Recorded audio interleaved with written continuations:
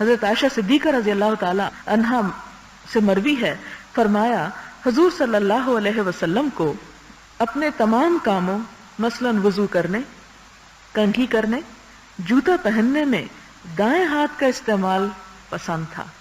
اب آپ کا اتباع جسے ہمیں کہا گیا کہ قل ان کنتم تحبون اللہ فاتبعونی یحببکم اللہ، آپ ان لوگوں سے کہہ دیجئے کہ اگر تم اللہ سے محبت کرتے ہو تو کیا کرو؟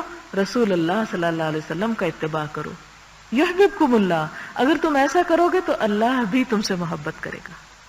ویغفر لکم ذنوبکم، تمہارے گناہ بخش دے گا۔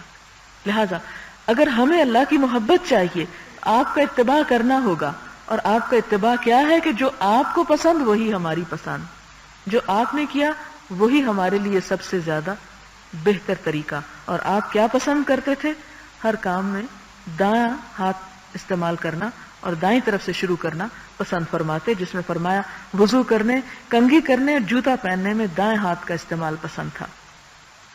اگلی حدیث ہے وَأَنْهَا قَالَتْ كَانَ يَدُ رَسُولِ اللَّهِ صلی اللہ علیہ وسلم الْيُمْنَى لِطُهُورِهِ وَطَعَامِهِ وَكَانَتِ الْيُسْرَى لِخَلَائِهِ وَمَا كَانَ مِنْ أَذًى۔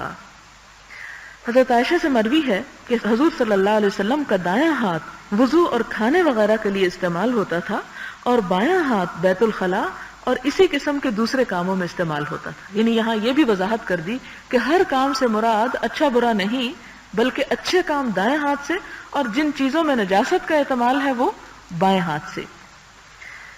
وعن ام عطیہ رضی اللہ عنہا ان النبی صلی اللہ علیہ وسلم قال لهن في غسل ابنته زینب رضی اللہ عنہا ابدأن بمیامنها ومواضع الوضوء منها، متفق علیہ۔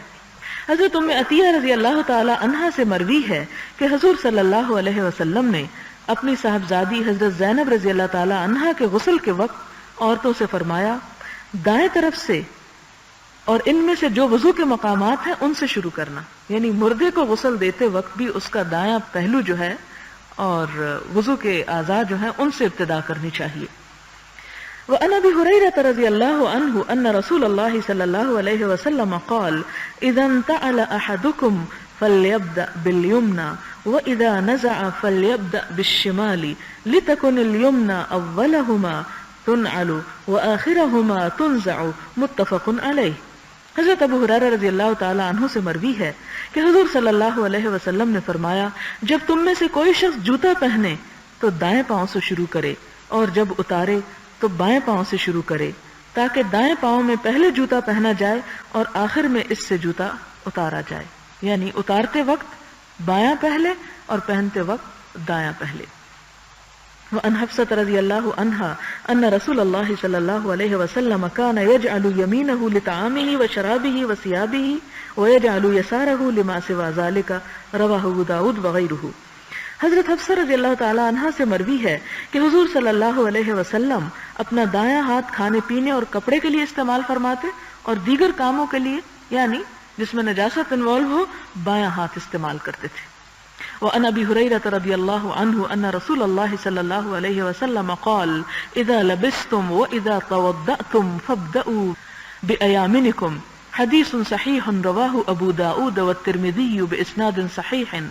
حضرت ابو ہریرہ رضی اللہ تعالی عنہ سے مروی ہے کہ حضور صلی اللہ علیہ وسلم نے فرمایا جب تم کپڑے پہنو یا وضو کرو تو اپنی دائیں اطراف سے شروع کیا کرو۔